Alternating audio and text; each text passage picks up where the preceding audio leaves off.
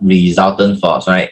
So resultant force, I separate it, I call it as result of the force, right? Result of the force, right? Meaning that a single force that represents the vector of sum of two or more forces acting on the object. So you pull here 10 Newton, I pull here with 5 Newton, so I got one result of the force, right? Resultant force. We got a resultant force. How much is the resultant force? If the object moves, pull with the opposite direction. So 10 minus 5. So it is easy. 5 Newton. Resultant force is 20 plus 30. Right? Because it go to the same direction. So total force that pulling onto the object, it is 50 Newton. That's all. So the resultant force will be equivalent to 20 minus 5.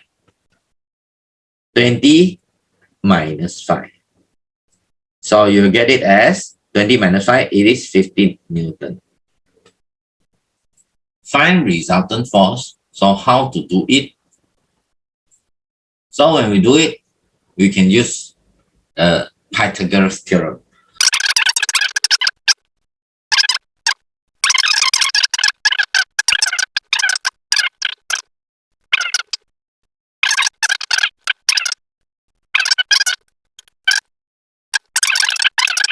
Or this one parallel with this one is 3. So you can use the Pythagoras theorem. This is 90 degree, right? So 4 square plus 3 square, right? You got 3 square plus 4 square, square root. 3 square, 9. 4 square, 16. This is 25. Square root of 25, you get it as 5 Newton, right?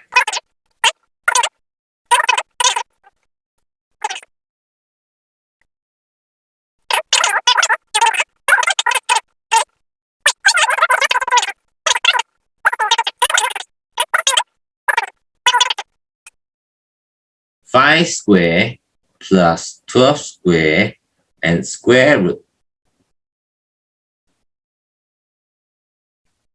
5 square and 12 square root, you get 13 Newton.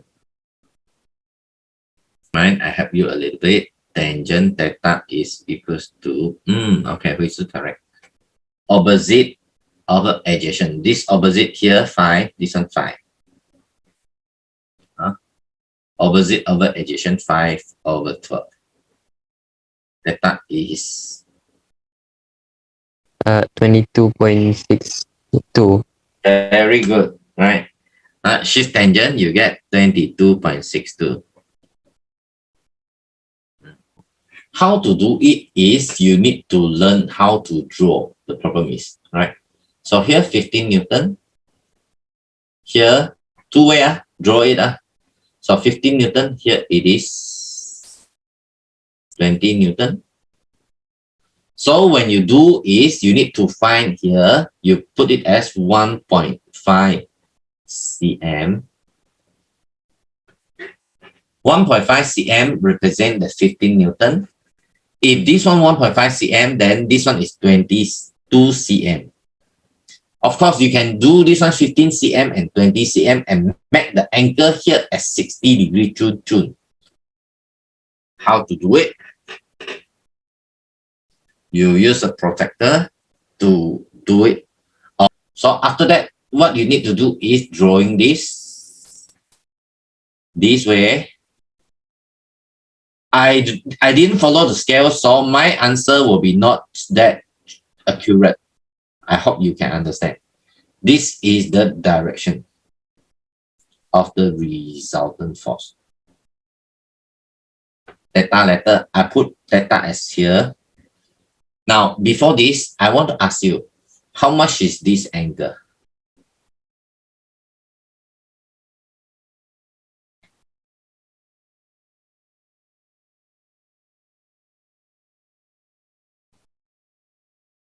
Yes, 120.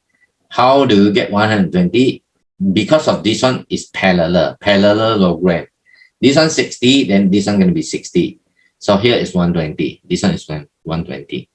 And at t minus 60, it is 120. So if I use the cos rule,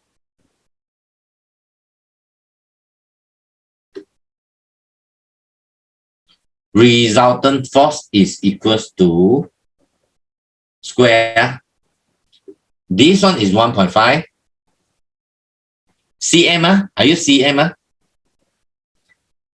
You know the formula, right? 1.5 square plus 2 square minus 2 times 1.5 times 2 cos 120. Side square and side square, you plus them together. And then minus 2 times side and side cos 120. Press your calculator and give me your answer. Okay. 3.04. Do you get it? Square root it. cm. Yeah, I got it. 3.04 cm. But this one is you times 10. This one is you times 10. So the resultant force that you need to do is not in cm. This one I do in cm by drawing. So the real one is how much? What do you think?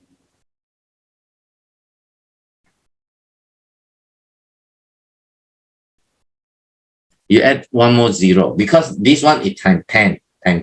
So this one is 30.4 Newton. Do you get what I mean here? This one over this one is this one over this one. Sine 120 over 3.04 cm. This one 15, not 15 then 20. If 1.5, this one 1.5, from the drawing is 1.5. So I use the drawing at 1.5.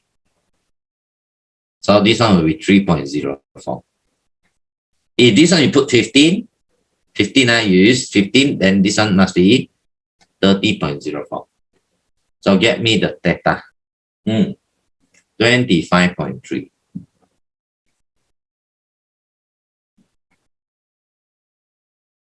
I want to tambah and direction. Citation number 3, yeah. 75 square plus 30 square and then square root. That's all.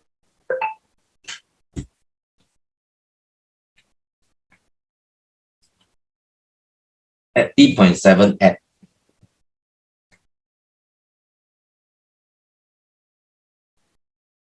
But I want direction. Help me. Direction.